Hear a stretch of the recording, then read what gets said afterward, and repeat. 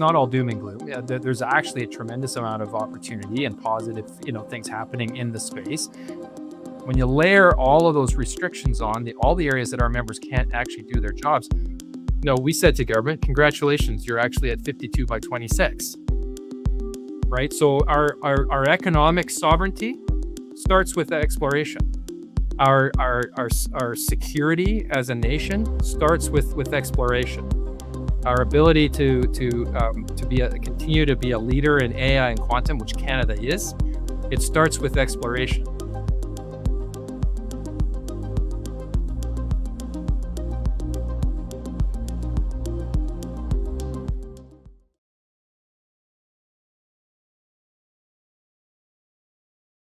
Welcome back to this episode of the Markets and Leaders podcast. I am your host, Lyndsay Malchuk.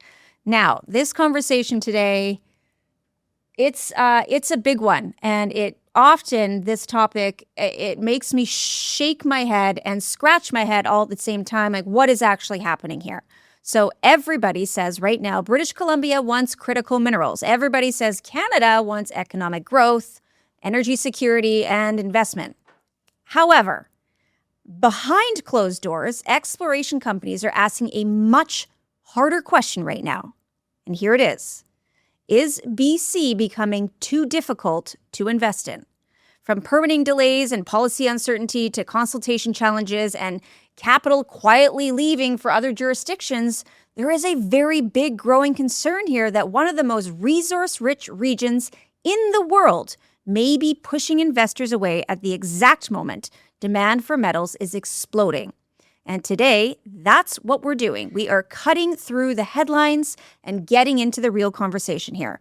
Joining me is Mr. Todd Stone, President and CEO of the Association for Mineral Exploration in BC, or AME. Now, Todd brings a very unique perspective to this discussion. He has spent nearly 12 years inside government as a BC cabinet minister and an MLA before stepping into one of the most important advocacy roles in Canada's exploration sector. Todd, it's so great to have you here. I am so honored to have this time with you, and I can't wait just to delve into all of this. Thank you again. No, I'm looking forward to it. Thank you for the invitation. Yeah, it's a big topic, and people are really not just talking about it, but even outside of BC, outside of Canada, they're watching what is actually happening here, boots on the ground. So let's actually start there.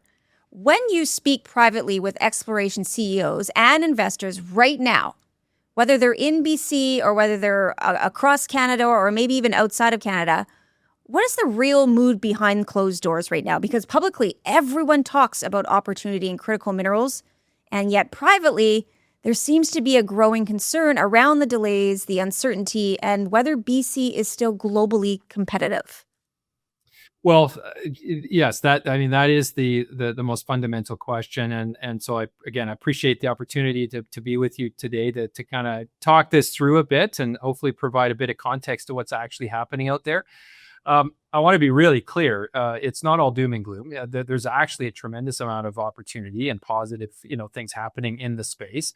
The latest exploration numbers, if we just go, start from that basis, first and foremost, $751 million in exploration spend last year in British Columbia. That was up 36% from the year previous. So, from a top line number perspective, there is a lot of activity taking place in different parts of the province. That's mostly concentrated, frankly, in the Golden Triangle in northwest of British Columbia, and most of that investment is being spent by mid-sized to large, mining companies. Less so when you get into the junior mining space and obviously the prospectors, early exploration. But there is a fair bit of activity happening.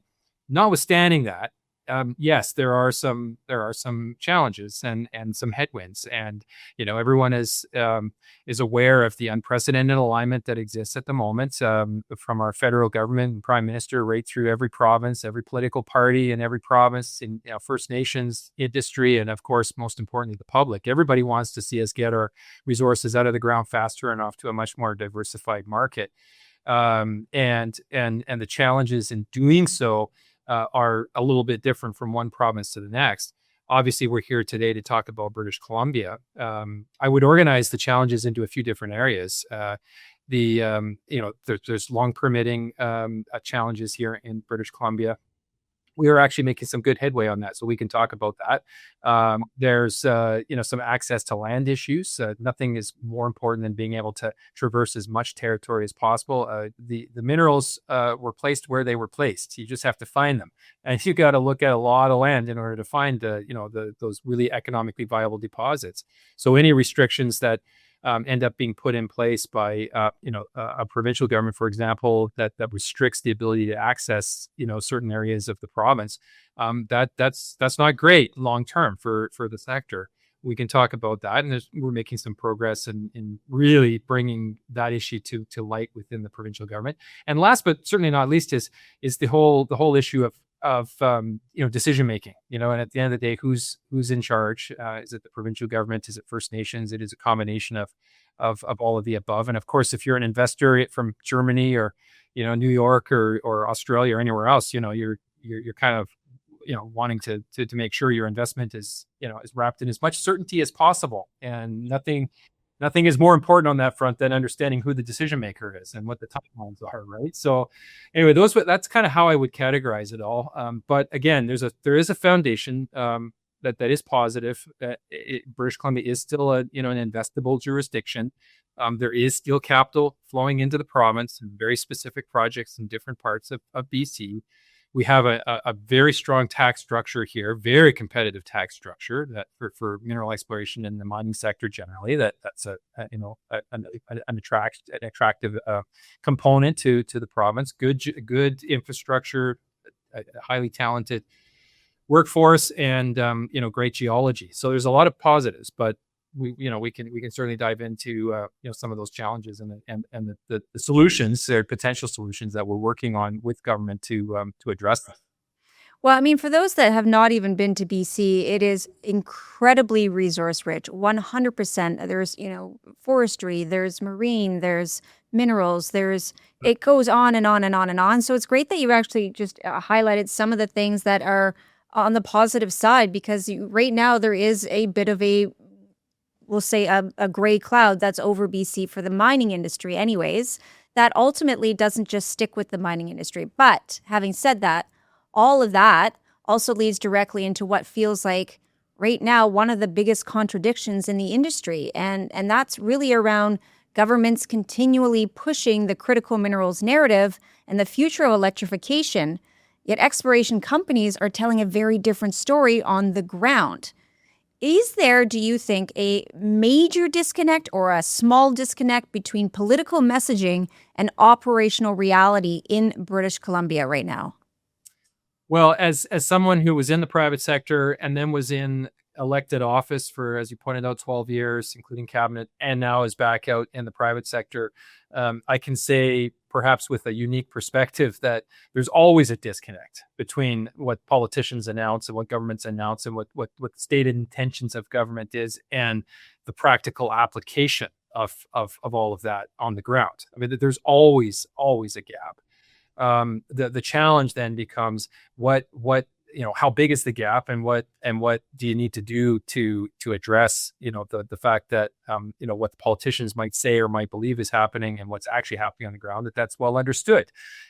Solving a problem starts first and foremost by acknowledging that there is a problem, right, and then figuring out what are the solutions. So if we want to talk about, let's start with permitting. There's two different types of permitting that are most prevalent in the exploration world, right? And we represent the broad gambit of organizations, from prospectors, single person family, third generation prospecting families, through junior mining companies, major mining companies, suppliers, the whole gambit. But from an exploration perspective, it's really all about staking claims and the approvals required for that, and the work that you do on a claim, which is facilitated through permits called notice of work permits. Those two areas, the timelines involved for approvals is longer than it should be, and and you hear that, often, that refrain from, from the smallest to the biggest, companies that are engaged in exploration will say it takes too long to get a decision on certain types of permits. So, again, what are we doing about that? Well, we are sitting at two different tables, our members. So we designated specific members that are most impacted, or that could at least provide the appropriate context for bureaucrats, sitting across the table from bureaucrats to understand, what the problem is, and what some of the solutions could look like. So on the staking of claims side, we have a group that's working really well together, some members and government officials in the Ministry of Mining. Likewise, with the notice of work permits, we have the same thing happening with a different group of people. Through all of that, we were able to successfully convince the government to add 17 new positions to the Ministry of Mining. That's all focused on permitting. Now, I'm not typically a let's make government bigger kind of guy. That's not that's not my default. But in this case, if you truly want to dramatically expedite permitting, but you don't have the human bodies, you don't actually have the people engaged in order to be able to do that, you're just singing in the wind. You're not actually going to see any tangible improvements. You can tighten up process, you can flatten some rules and those kinds of things, but fundamentally, you do need human beings that are capable and trained and understand the decision points and whatnot. So those 17 positions, which were announced in the recent provincial budget in April, are almost all filled, and those staff are being ramped up. And we're already starting to see some glimmers of hope, both with respect to staking claims, but also notice of work permits, that things are starting to speed up.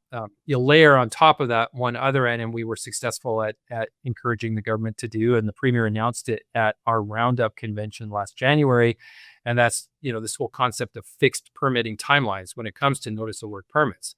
We're the only province in the country that has this now. Easy to announce. Again, politicians love. I was one. I get it. I'm a recovering politician, in fact. I get well it. Put. So well put. Recovering politician. Yeah, we like to make announcements. We make announcements all the time and stuff, and then you just hand it off, and they just assume that it just magically sort of That's how things work, right? Todd. That's what happens. That's how things work. It doesn't matter which political party you're talking about either. But in all seriousness, there is some light at the end of that tunnel. We are seeing the timelines at least beginning to level off. They're not getting worse, and soon I expect, certainly into the summer and into the fall, we're going to see that the timelines on those two types of permits are going to start improving. So an important message to the investment community from a permitting perspective would be, yes, we have some permitting realities in British Columbia that are longer than ideal. But there is some good work underway, and I think some good progress being made to actually reduce those timelines when it comes to permitting. Okay, so if we keep on that topic and we actually, when we talk about operational reality, great word, by the way, a huge part of that conversation really does come down to that government process itself. So you've been at the table, you're making these moves. And between talking about it and the actual process of it, that's a totally different ballgame. You spent the years inside government, so you understand how policy decisions are not just made, but how they move forward from that conversation. So from your perspective now, where does government fundamentally still misunderstand how investment capital actually behaves, especially right now in a high-risk sector like exploration, and how imperative it is to take that conversation off the table and into action?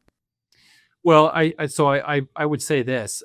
I do meet with investors all the time. I do go to conferences around the world all the time, as you do, and you hear, I'm sure, the exact same things I do from the investment community.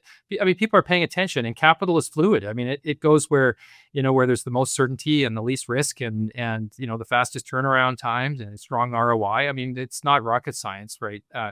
But government sometimes is its own worst enemy, and so far as just might have the best of intentions in terms of a stated policy on something, But when it comes to actually making it, the reality on the ground, it can often take a little bit more time. And, frankly, governments do need to be, nudged, and you do need to cajole a bit, and you do need to get, kind of in there and make sure that they're aware of progress or lack thereof on different policy initiatives. So this is how we were able to make progress at least begin to make progress on the permitting challenge, because we were in government's face like relentlessly. Like you can be out there announcing, British Columbia is going to be the super, critical mineral superpower. That's great. That's aspirational. Good for you, right? But what's actually happening on the ground? Is your own government policy actually helping in a very tangible, practical way to make that happen? I would argue that when it comes to permitting, where I think there's a net positive now in terms of the progress that we're making on that front. But land access, if we talk about that for a moment, this, again, nothing is more important than our explorers being able to access vast tracts of land. So every time government sets aside big chunks of land, like through their 30 by 30 initiative, which, that's another brainchild of the United Nations, right? It's this concept of establishing 30% of your land mass, 30% of our province as conservation or park, by 2030. The government of British Columbia says they believe that they're at 19% towards their target of 30%. We did our own independent analysis, where we don't just utilize the strict definition of the United Nations, which is it's only a true park or a true conservation area qualifies for inclusion in the calculation. We say, well, no, actually, there's an economic lens that needs to be on the table. If our members can't access that piece of land because there's an environmental land use area imposed on it, or an IPCA, or a wildlife management zone, or some other restriction, and there's dozens of these across multiple pieces of legislation and many different ministries, when you layer all of those restrictions on all the areas that our members can't actually do their jobs, we said to government, congratulations, you're actually at 52 by 26. 52.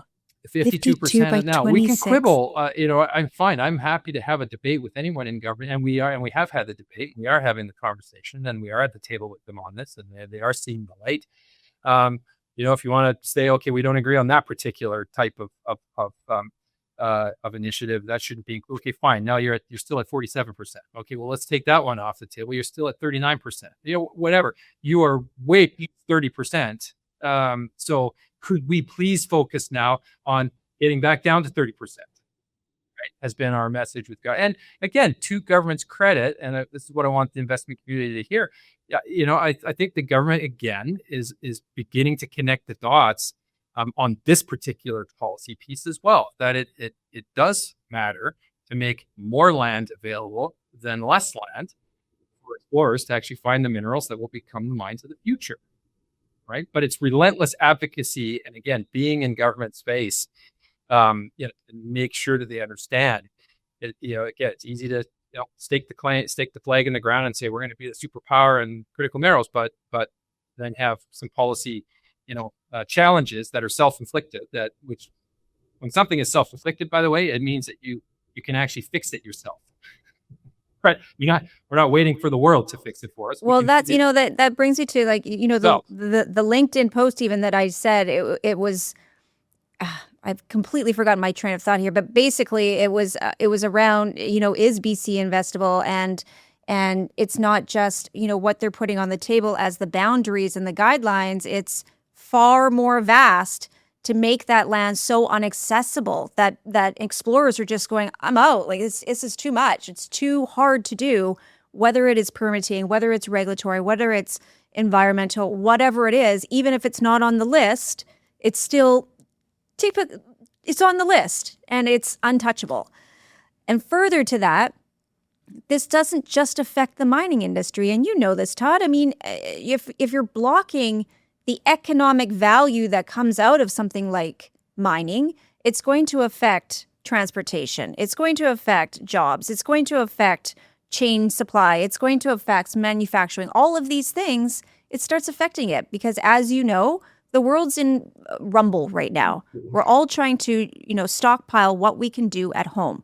You block that, now what? Mhm. Yeah, and that's exactly right. I mean, the leverage point for our or our members, for those engaged in exploration, like the leverage that I think we have at the moment in this conversation is that if we truly want to fulfill the prime minister's ambitions, the premier's ambitions, our own ambitions as Canadians to be independent, to be sovereign, to have industrial sovereignty, to actually stand on our two legs, not be as dependent on the United States, to be a good ally on the world stage. If we want to be a leader in AI and quantum, if we want to continue to invest in green initiatives, if we want to build out our military, but also have the stockpiles of critical minerals and rare earth metals to be, a reliable supplier of all of the above for our NATO allies. This all the common thread that runs through everything I just said is critical minerals, right? So our economic sovereignty starts with exploration. Our security as a nation starts with exploration. Our ability to continue to be a leader in AI and quantum, which Canada is, it starts with exploration, and on I could go. Right, we have to make sure that the policy environment that is in place for exploration, that it is conducive to attracting investment and making things easier, not harder, to find the minerals in the first place, shorten the timelines, to do that exploration work and get to the point where we end up with the hole in the ground and the project that's truly moving the needle on our GDP and generating, billions of dollars of revenue for government services and creating some really high paying jobs. And I'll give you an example, like the KSM Seabridge project, which, by the way, up in the northwest of BC, you would know exactly where it is. I worked on that project when it was a greenfield site back in, I'm dating myself, but back in the 1990s when I put myself through university by working for Placer Dome. And so I worked on 3 different sites over those 4 years, those 4 summers. The KSM Seabridge project was one of them. I have a picture of me standing on a top of a peak looking down at the Sulphurets Glacier there. Yes, I might have had a wine-tipped cigarello in my mouth and back in the day. Ball cap, the beard, all the whole 9 yards. But you had a beard. That project, that was 25 plus years ago. Yeah, it's actively been under exploration to get to the point where within the next 3 to 5 years, they expect once they secure this next partnership that they're working on, they expect that they're going to be moving into construction and production at that site. And by the way, the KSM Seabridge project, just for interest's sake, when that project is actually firing on all cylinders, it will increase the world supply of copper by 25%. World not supply, Canada's supply, but like the world's what supply of copper is increased by 25% with that one British Columbia project that explorers have been working over for the last 25 to 30 years. So I say all that because it just goes to show you, like, there are lengthy timelines involved here. We obviously, yes, we want to shorten that. There is a lot of process involved here. Yeah, we'd like to simplify that. But there's also a reality. Exploration is where it all starts. And so we need governments to continue to understand that the regulatory and policy choices they make today is going to determine whether we have, a big wave of new mines coming on stream 5 to 10 years from now. Not just this current crop of a dozen or 15 projects, which are awesome, which are like the KSM Seabridges or the SK Creeks or Red Chris, or like, these are fantastic projects. But beyond this initial wave, if we want that next wave to be coming in sooner than later thereafter, we have to get the policy right for the exploration sector today. Okay, so then I'm gonna take this just a little bit further, because this is a great conversation, and I really don't like the word but, so I'm gonna use and here. At the same time, one of the most sensitive and important conversations in BC continues to be Indigenous consultation and regulatory certainty. Now, most people agree meaningful consultation matters. Absolutely, 100%. However, many companies say they still don't understand where the finish line really actually is with this. I mean, has the province found the right balance between partnership, clarity, and investment confidence? I think there's always more work to do on all of the above. Like it's at the moment it's very project specific. I mean, there are some projects which are moving along very very quickly, and in the current environment, there's others that are less so. I think your initial comment on this is very important though. Like our members have been actively engaged with and partnered with and working with and consulting and engaging with First Nations like long before DRIPA, for example, was a thing, and they'll be engaged with First Nations doing all of the above long after whatever happens to DRIPA. There are Section 35 obligations constitutionally that require that engagement and consultation with First Nations and in 100%. resource development, right? We all respect that. We all Yep. know that. And frankly, it can and should be a competitive advantage to be able to say to the world, this particular project, again, I'm talking a lot about KSMC Bridge, but like they have a phenomenally strong, relationship in place with their local First Nations. And that's a real net positive for that project. To be able to say that to the world, right? Yeah. But that's not to say that the current environment does require more clarity than is currently the case. Yeah. And I know we're going to talk about DRIPA perhaps on a future episode, in more detail. But it is also a file. It's that last set of challenges that we're focused on. What I mentioned at the outset of this episode, that I referred to as kind of the who's in charge, the decision-making piece, really. Again, that really depends on which part of the province you're in at the moment, what size or type of project you have, which First Nations, how many First Nations. If you're in the Kootenay region of British Columbia, you might have to be, you might be dealing with 3 nations. If you're in the Cariboo, you might be dealing with 5 nations. If you're up in the Northwest, you might be dealing with just the Tahltan. These are very different realities. And so there's no question that there's more work that needs to be done to provide certainty and clarity on this in space. Yeah. That's not to say that, it has in any way, meant that British Columbia is not a viable place to make an investment. It certainly is a viable place. But you got to come in with your eyes wide open, and you got to come in understanding, kind of that lay of the land. And, we're imploring government and working with government to, continue to provide maximum clarity on that front moving forward. Well, that's a great perspective that you actually gave too, because there is a lot of controversy around that. And yeah, you did say we're going to have you back in the next few weeks, and we're going to actually specifically talk about DRIPA. But to lead up to that, can you give us a very, very high level Coles Notes? What is DRIPA?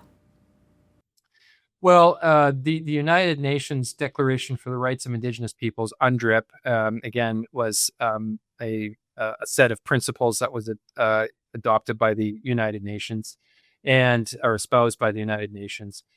British Columbia is, basically the only jurisdiction in the world aside from Canada itself that decided to take those principles and to bring them forward in the form of provincial legislation, which here in BC is called the DRIPA, which is the Declaration for the Rights of Indigenous Peoples Act. And so that was legislation that was brought forward in 2019 here in British Columbia. Great. I was a legislator at the time in Victoria. It was unanimously embraced by all political parties and all MLAs at the time, myself included.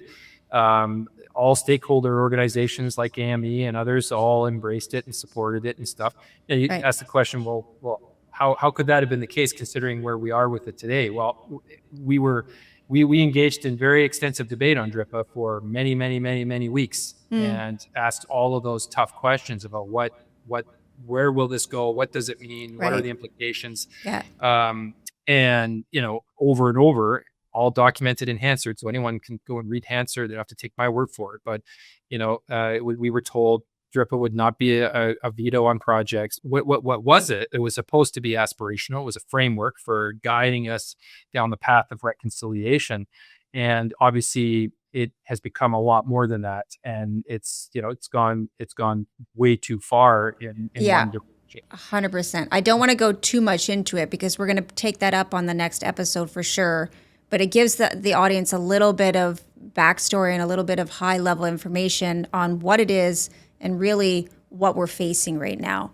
So from here, though, there is another conversation that is creating a major concern across the exploration sector right now. And you brought it up, the growing push around the 30 by 30 land protection targets and broader conservation policies in BC. So on paper, environmental protection sounds straightforward, right? It's not. So behind the scenes, many in the industry are really worried that more land access restrictions could quietly remove enormous areas of mineral potential from future exploration before companies even get the opportunity to evaluate it. Mm-hmm. Todd, from your perspective, again, how concerned is the industry right now about the long-term impact of the 3030 policy on exploration, on investment confidence, on the future discovery pipeline right here in BC even? Yeah, no, a great question, and I want to be clear in the beginning of my response. Some of the most ardent conservationists and people who respect the environment that I've ever met are actually explorers, because their livelihoods depend on it. It's like foresters, it's like miners, it's like anyone that actually works the land, ranchers. People that depend on the land and the health of the land, for their livelihoods, respect it immensely. So I always try to make sure that this part of the conversation is not so much about, it's not about pitting, not that you set it up this way, but I'm just saying, it's not pitting conservation, versus economic opportunity. Like they go hand in hand. The frame that I prefer to look through is, any restrictions that are in place through land policy that serve to prevent economic activity from taking place on the land. Well, those are restriction. We have to call it out for what it is. And sure, we all support provincial parks, and we all support the conservation areas. I was a huge proponent when I was in cabinet. We were the government that set up the Great Bear Rainforest. Okay. That is a phenomenal, piece of British Columbia, where, by the way, there's still logging that takes place, and there's still mining activity and whatever. But, it was a model for how all of the above can coexist with conservation and, environmental protection and Indigenous, stewardship. All of that came together. So you can do this. The challenge we have right now in British Columbia is under the current government, over the past 10 years, there's been a tremendous expansion in the volume of land that has been subjected to varying types of restrictions that, when you take it in totality, represents, like I said earlier, like 52% of the landmass of British Columbia, which, by the way, makes some of the environmental organizations light their hair on fire. Right? They just refuse to acknowledge those numbers. But it's like, well, I'm sorry. I mean, the data doesn't lie. If our members can't access attractive lands because there's restrictions, and in some cases those restrictions could even be during the not for 12 months of the year, but for the period of the year that is the exploration season, because there's a migration of a particular type of ungulate, right? Okay, fine. Like, we're not saying that there shouldn't be those migration, those areas protected for No, not at all. Of certain animals, like, for sure, especially endangered species. I'm just saying, like, when you add on all of these different restrictions in all of these different parts of the province, it adds up to way, way more than the 19% of the landmass of British Columbia that the province says that they're at the moment. Like, we're way, way, way beyond that. And the last thing I would say is, one of the most consequential decisions that we're all anticipating is going to be the announcement of the Northwest Land Use Plan process, which we expect will be announced on this side of Christmas. And that's up in the Northwest, the Golden Triangle, where all these, the most of the most prominent talk, or the talk about most prominent projects, is up there right now. This is, Nishka, has a territory kind of at the southern end of it. The most of the northern part of it is Tahltan territory. We are very concerned that because so much of this is being done behind closed doors, and the public and industry is not really been part of the conversation. But what's starting to come out is that, for example, in the Tahltan territory, the Tahltan have a very detailed, extensive land use plan that they've developed, that they've sought the approval of and received the approval of their community. That involves, setting aside huge tracts of land in their territory for economic activity. So that's where like a Red Chris mine would be approved to go ahead. But there's also potentially going to be huge tracts of land in this land use plan when the province decides what they're going to do with it, that is going to restrict economic activity. And we have members in those areas too.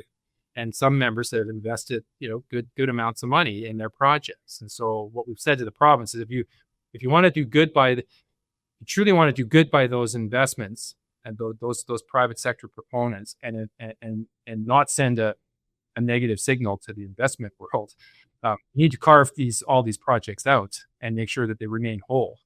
You cannot just with a stroke of a pen, put anyone out of business because they happen to be in an area that's now designated as a conservation area.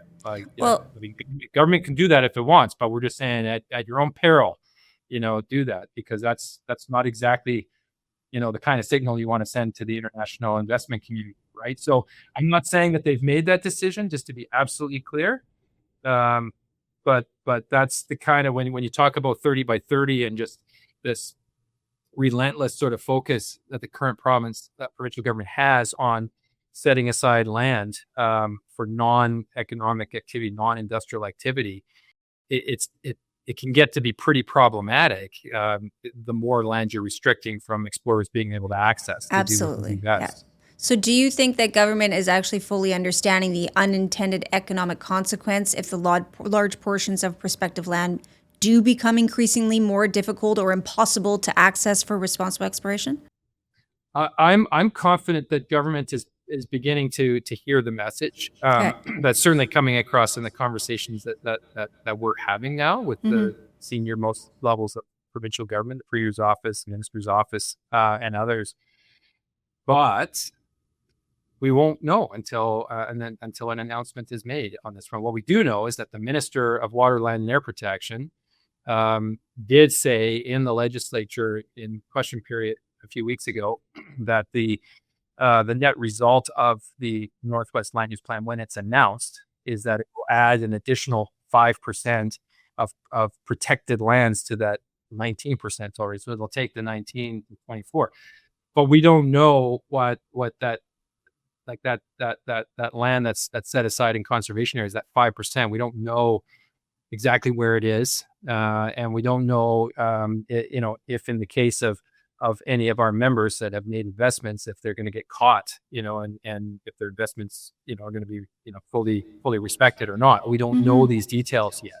Right. So government hasn't made that decision. Government hasn't, even, signaled what it is that they're planning on doing yet. Other than to say that they are paying close attention to what we're highlighting for them. It's really, really important, not just to these projects and these the British Columbians and the other investors that have made the investments, but to the broader investment community and what what is the message that you want to send to the world here, right? Right. And there will be positives, like again in this Northwest Land Use Planning, that there will be huge areas that will be opened up for economic activity, and where you essentially, this is oversimplifying it, but you'll essentially have pre-approval from the First Nation in the area, being Tahltan. You'll have approval ahead of time for a mine being located in that particular part of their territory, because it will be in an official land use plan. That's where it can be a really good thing. So we're saying we can get to the good, but you've got to make sure that if there are projects that are in areas that would otherwise be conservation, those projects, first and foremost, our priority is those projects should be respected. They should be carved out. They should be allowed to go ahead where they are. Obviously, the minerals can't be moved. Right? But you can pack up the minerals and put them somewhere else, like they are where they are. And investment has been poured into some of these projects already. So they need to be carved out so that they can remain whole and they can continue to move forward. That's certainly what we're pressing government really hard to do. Okay, so if we step back here then and we look at the bigger picture, this conversation is no longer just about mining. And I said it earlier, it is about the future economy of British Columbia and even Canada as a whole. So if BC can actually fix some of these major barriers around certainty and competitiveness, how big could this opportunity become over the next, decade? And what is at risk if we don't get this together and get it right while the rest of the world is already aggressively moving forward? Well, there's 27 mining projects which have been identified in British Columbia as well advanced, good management teams, First Nations relationships largely in place. Obviously very very good economic potential from the geology that exists in those areas. Yeah. But these 27 mining projects, if they all went ahead, that's $90 billion of economic activity. $90 billion going into the economy. $90 billion. 90. And those are just the 27 projects which are like most advanced, that are on the drawing, that are the closest to the finish line. We talked earlier about, okay, well, what does the next wave look like? Mm-hmm. Well, the next wave beyond beyond that one is tens of billions of dollars more if we get the regulatory and the policy environment right in exploration today. And that's you see Minerals for Tomorrow, on the banner behind me. That's the campaign that we launched, which is all about shining a bright light on the exploration sector within a national context. As I said earlier, our economic sovereignty, our national security, our long-term generational prosperity, it all starts with exploration, finding the critical minerals in the first place, doing everything we can to support the men and women that work so hard, take those risks every day of the week, to find the minerals so that they become mines in the future, right? That's the thrust of our Minerals for Tomorrow campaign. And that's why we're really inserting ourselves into this national conversation, because it's all about defense. It's all about AI and quantum. It's all about healthcare. It's all about the green transition.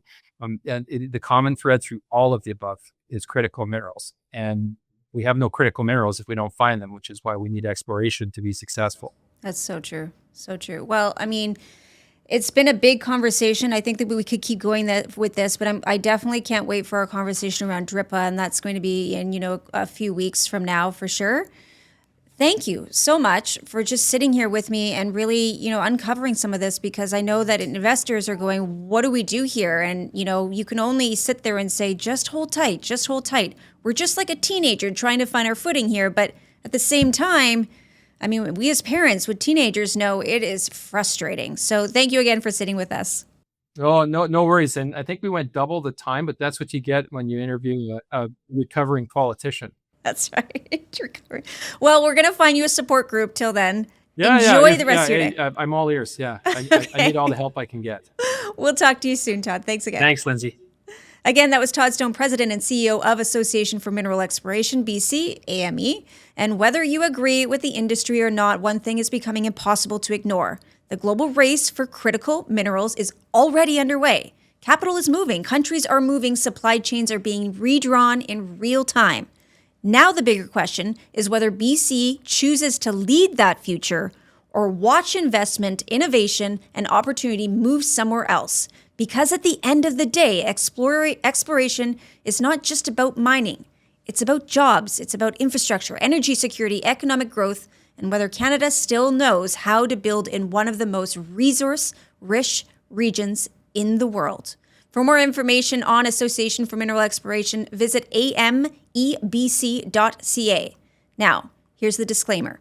These are the opinions of our own with possible interest in any or all of the companies we may speak about. Always be sure to speak with your licensed financial advisor and know your own risk tolerances. This is not to be used as financial advice. For a complete copy of our full disclosure, head over to apaton.com. I'm Lyndsay Malchuk, your host right here on the Markets and Leaders podcast. We will see you next time.